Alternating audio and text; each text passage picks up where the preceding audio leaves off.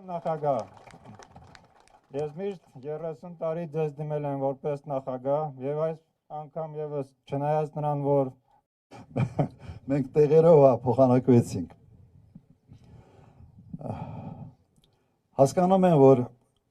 պատերազմում պարտվելուց հետո երևի սա այն տարածքն է, որը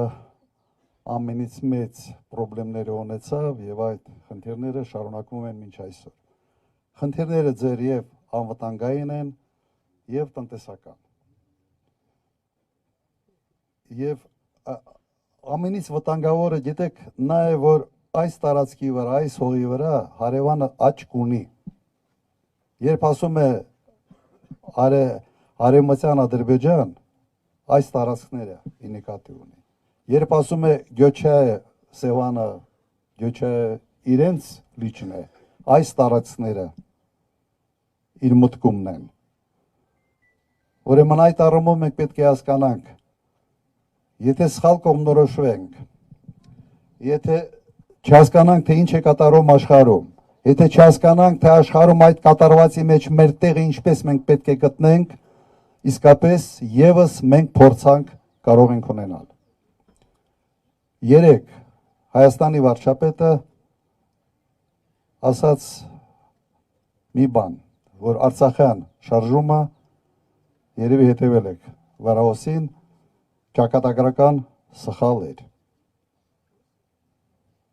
Եվ հողերը Արցախը ընդհանրապես հայության հետ կապ չեն ունեցել։ Ավելի մեծ հիմարություն, անկեղծ ասած,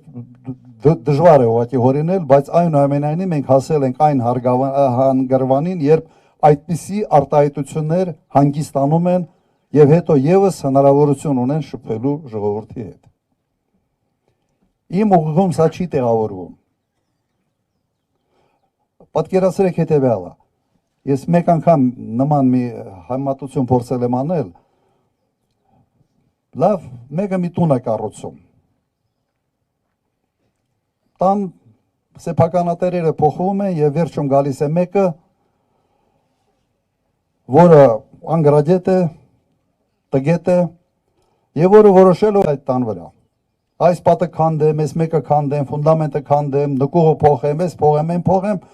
վերջը տունը փլվում է։ Հիմա ով է մեղավոր այդ տան փլման մեջ։ Ոչ թե ինքն է մեղավոր, որ ամեն ինչ քանդեց, ամուր տունը թուլացրեց եւ այդ արդյունքում այդ տունը փլզվեց։ Այլ ասում է մեղավորը նա է, որ այդ տունը կառուցել է ժամանակին։ Եթե տունը կառուցած չլիներ, իմ հիմարություններս բավարար չէր, այսպես ասենք, պատեր քանդել, նկուղ քանդել, ֆունդամենտին ձեռ տալ, այդ տունը չէր փլվի։ Մոտարապես այսօր մենք այս վիճակում ենք։ Եվ զարմանալի նա է, որ այդ վիճակը մենք հանդուրժում ենք։ Դուք հնարավորություն ունեք դա փոխելու։ Այդ հնարավորությունը հունիսի 7-ն է։ Եվ հունիսի 7-ին իսկապես վճռական լինելով, որոշում կայացնելով, ճիշտ գնահատելով, ով ինչ է արել, թացը չորից բաժանելով, մենք ի վիճակի ենք լինելու իսկապես բոլոր այն սպառնալիքները, որը կաղնած են երկրի առջև, հաղթահարել, կարող ենք, միասին կարող ենք։ Քանի որ ասացի տեղական հարցերի մասին, գիտենք, որ խնդիր կա, հիմնականում ովքեր զբաղվում են անասնապահությամբ խնդիր ունեն, քանի որ արոտավայրերի խնդիրը արդեն ակնհայտ է։ Եվ այստեղ պետք է ուղղակի ստեղծել աշխատատեղեր։ Կարող է դա լինել ինտենսիվ հողագործություն, ենթադրում է, որ նաև հնարավորություն տալ, արտոնություններ տալ, փոքր միջին, արդյունաբերական ինչ-որ օբյեկտներ կառուցելու, բայց կարևորագույն հարցը աշխատատեղերն է, որտեղ ինձ զեկուցել են հետևյալը, որ նաև արտագաղթ է սկսել այս տարածքներից։ Եվ եթե իշխանությունը ոչինչ չի անում, ուրեմն իսկապես մտածում է, որ սա կարող է Արևմտյան Ադրբեջանի մաս դառնալ։ Ավելի հեշտ է լինել հետո պայմանավորվել, եթե այստեղ մարդ չապրի։ Մեր խնդիրը հակառակն է։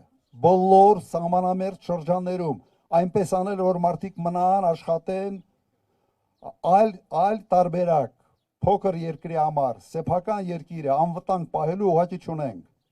Հայաստանը չի կարող միայն Երևանը լինել։ Եվ այն օպտիմիզացման ծրագրերը, որ անցանում են, դպրոցների օպտիմիզացում, ամեն ինչ փորձում են կենտրոնացնել, սահմաններից հեռացնել։ Ժամանակին մենք հակառակն էինք անում, փորձում էինք ամեն ինչ ավելի մոտ բերել դեպի սահմանը, որ սահմանը ամուր լինի։ Հիմա ճիշտ հակառակն է արվում։ Ուրեմն վստահ եղեք, պարապ խոստումներ մեր թիմը երբեք չի տվել։ Ուրեմն այս ամենը, ինչ ասում եմ, անելու ենք։ Հավատում եք։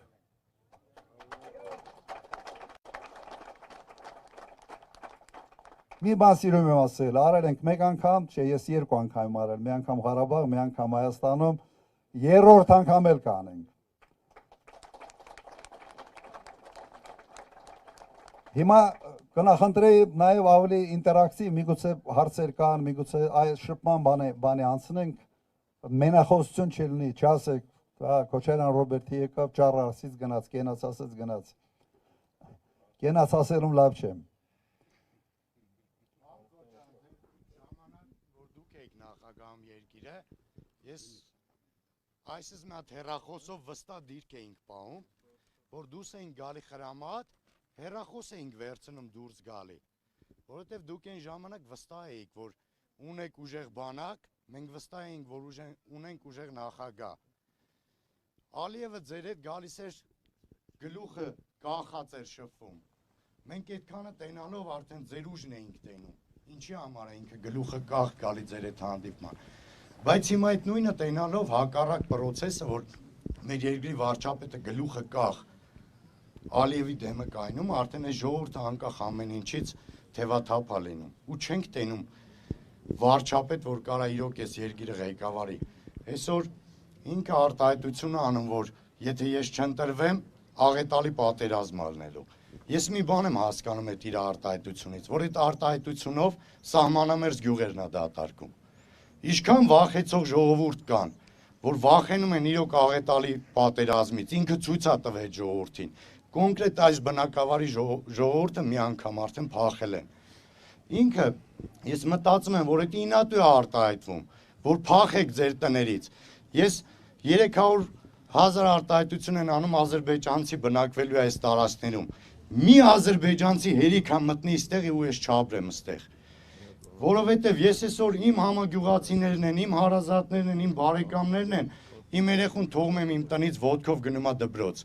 Բայց եթե այս գյուղում եղավ մեկ ադրբեջանցի, ես չեմ կարա գնամ աշխատեմ, որ իմ ընտանիքը պահեմ։ Ստիպված պետք է երեխուս ձեռը բռնեմ գնամ դպրոց, դպրոցի դեմը կայնեմ, նորից իմ երեխուն հետ բերեմ տուն։ Եղավ չկարեցա ընտանիքս պահեմ։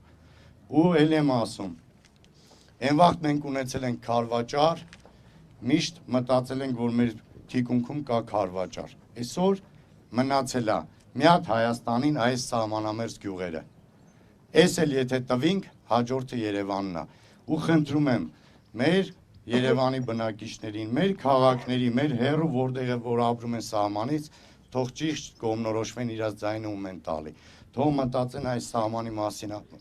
սահմանում ապրող ժողովրդի մասին։ Իրոք խնդրանքը սա ժողովրդին դա է, որ այսօր չդատարկեն։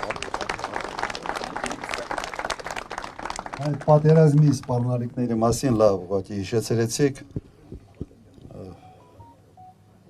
Ես մի հետարքիր է ուղղակի դուք ենթադրում եմ, որ հետևում ենք ամեն ինչին։ Իդեպ սահմանի ժողովուրդը, սահմանում ապրող ժողովուրդը ավելի զգայուն է անվտանգային հարցերի վերաբերյալ, բայց ում է պատկանում բառ արտահայտությունը հարբեցող ծաղրացու եւ ում մասին է։ Գիտեք։ Ով ասել եւ ում ասել։ Ասել Ալիևը Նիկոլ Փաշինյանին։ Նայ քաղաքականության մեջ կա հետեւյալը։ Եթե դու վախկոտ ես, եթե դու վախած ես, դու պատերազմի համար էստի համեցեք ես։ Հիմա Հայաստանի իշխանությունը պատերազմի ամենից մեծ սպառնալիքն է, որովհետև իրեն հետ շփվելով, իրեն գնահատելով հարևանը հասկանում է, որ դիմադրություն չի լինելու, որ դիմացը հարիվ է, վախած կզած, եւ եթե ուզում ենք մենք ոտի վրա կաղնենք, գլուխ բարձրացնենք եւ ուզում ենք խաղաղություն ունենալ, որը մեր արժանապատվությունը պետք է այն հենարանը լինի, որ այդ խաղաղությունը, որի վրա պետք է կառուցես, ուրիշ ուղղակի տարբերակ ժողովուրդ ջան չկա։ Եվ այդ արտահայտությանը որևէ կերպ Հայաստանի Հանրապետության վարչապետը չի էլ արձագանքել, բան էլ չի ասել, ոնց որ իրեն չեն ասում։ Բոլորս մենք պետք է այդ վերավորանքը պետք է ընդունենք մեր հասցեին, որովհետև քո երկրի առաջի դեմքի մասին է դա։ Նվաստացնում է երկիրը, նվաստացնում է ժողովուրդը։ Երևի այսքանը սրա մասին։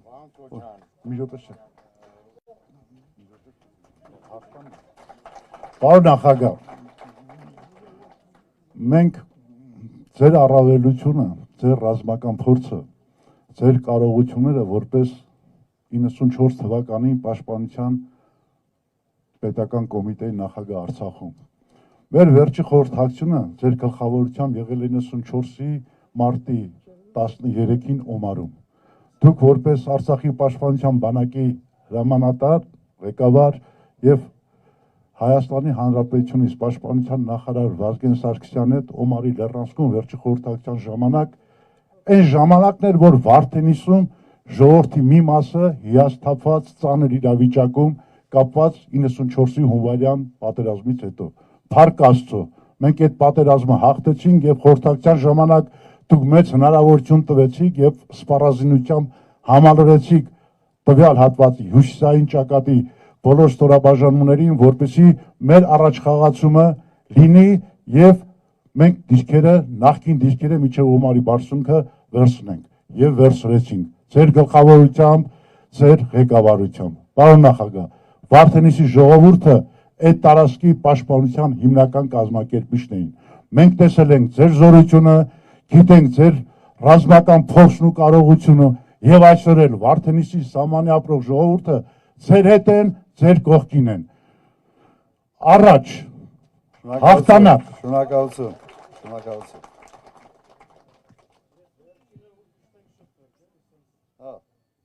Պարոն նախագահ, իջնեմ, այսենց աբեմից իջնեմ։ Ես շատ երջանիկ եմ, որ այսօր հաղթանակ կերտած լեգենդի ձեռքն եմ սեղմել։ Ողջունում եմ ձեզ։ Բարի գալուս։ Մի բան ասեմ, պարզվեց, որ հաղթանակն էլ էր ճակատագրական սխալ։ Դե գիտեք, ես ուզում եմ որպես հին մարդ, ես այսպես եմ էլի կարծում, որովհետև երկար տարիներ ես կտրված եմ եղել, առաջի անգամ եմ դուրս գալիս մարդամեջ։ Հիմա ասում եմ, օրհնի այս հաթը, որ ես Շնորհակալություն։ Մեկ րոպե, միկրոֆոնը ձեռքից վերցրել ես, չես տալիս, հա։ Լավ,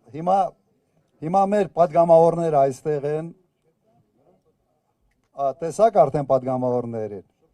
մեր Աննա Գրիգորյանը, Քրիստինեն, Աղավան Վարդանյանը, ելով կահա մեր սևակը,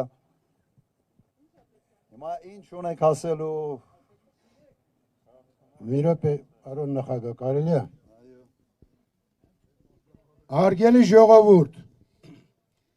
մենք բոլորս ճանաչում ենք միմյանց։ Ամոթ նրան, ով դժվարին պահին կլքի իր ընկերոջը, հազար ամոթ։ Մենք տեսել ենք մեր օրերի մեջ ժամանակներ դժվարին ու ավելի դժվարին։ Բայց այդ ժամանակները, այդ դժվարությունները մենք հաղթահարել ենք միասին, մի մոռացեք այդ պահերը։ Մեծական իմաստուն խոսք կա, ասում է իմ տեսած գայլը թող ինձ ուտի։ Հիշեք, մի մոռացեք մեծերի խոսքը, որ այսօր քարոզում են ու ասում են անցյալը մոռացեք ընդմիշտ։ Չկա նման բան։ Մենք անցյալով ենք այսօր ներկա, մեր ներկայով պիտի գնանք դեպի ապագա։ Մեր միասնությամբ, մեր տարբերակով, մեր մարդկային ու կայուն քայլերով։ Դարձ մենք չունենք այլևս, բավական եղավ։ Տեսեք մեր այս լուռ ու կանգուն լեռները այս ամենի լուռ վկան են, որ հազարամյակներ շարունակ այս լեռներին իշխել են մեր պապերը, այսօր եկել են մեր հայոց, Արևմտյան Հայաստանով, Ջավախքով, Արցախով, Գեղամալերներով, նստել են օտարները, նրանք են իշխում, ով են նրանք։ Սա գալիս է հենց մեր թուլությունից, ժողովրդի թուլությունից։ Մի մոռացեք 90-ականների վերջերը, որ մի պարկ ալյուրը վաճառում են 18-20 հազար դրամով։ Մարդու հիմնական էությունը, որպեսի նա հզոր լինի, դա կայուն սահմաններ ունենալն է եւ փորը կուշտ լինի։ Այո, մեր սահմանները կայունացան, մի պարկ ալյուրը դարձավ 4-ից 5 հազար դրամ, 5 անգամ իջավ։ Մի մոռացեք, ժողովուրդ ջան, ձեր ցավը տանը։ Մի մոռացեք։ Եկեք միասնական լինենք։ Միասնական։ Ու երբևիցե չմոռանանք մեր անցյալի դժվար պահերը։ Այժմ երկու բառ եմ գրել ես, իհարկե այս տետրը ամբողջությամբ ես եմ գրել, բայց ընդամենը երկու քառատող եմ ընթերցում, ընդամենը։ Արցախի մայրաքաղաք Ստեփանակերտում, Արցախը Հայաստան է եւ վերջ գոռացիք, թուրք ու թաթարի ցանկությունը կատարեցիք, դրանով իսկ Մինսկի խմբի ճակատին թքեցիք։ ԱՄՆ, Ֆրանսիան եւ Ռուսաստանը զարմանքից փակվեցին իրենց իսկ տանը, բախտի կմահաճույքին թողեցին նիկոլական փլուզվող Հայաստանը։ Ժողովուրդ, թելք հավաքենք, միասնական լինենք, ձեր ցավը տանը, մենք ուժեղ ենք։ Մեկ հայը ունակ է կանգնելու 10, 20, 30 թուրքի դեմ։ Մի մոռացեք, շնորհակալություն Հարո Քոչարյան, նախապես շնորհավորում եմ ձեր հաղթանակը, մեր հաղթանակը։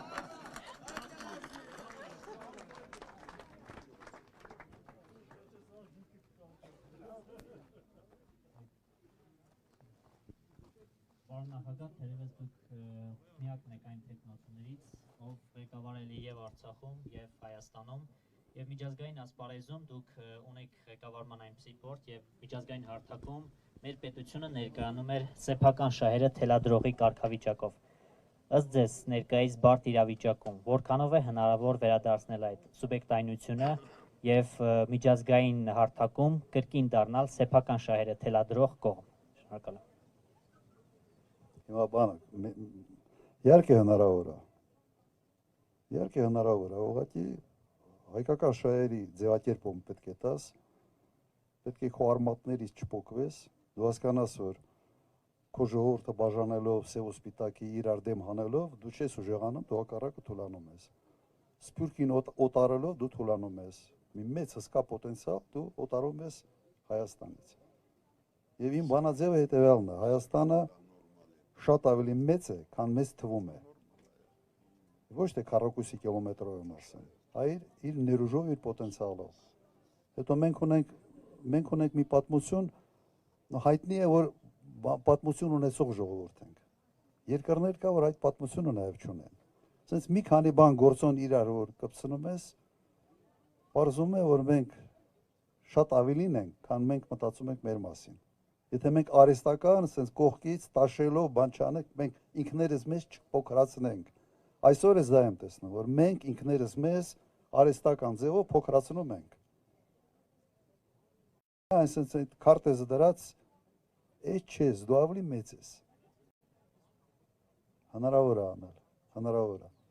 Շնորհակալ եմ։ Արդեն առանց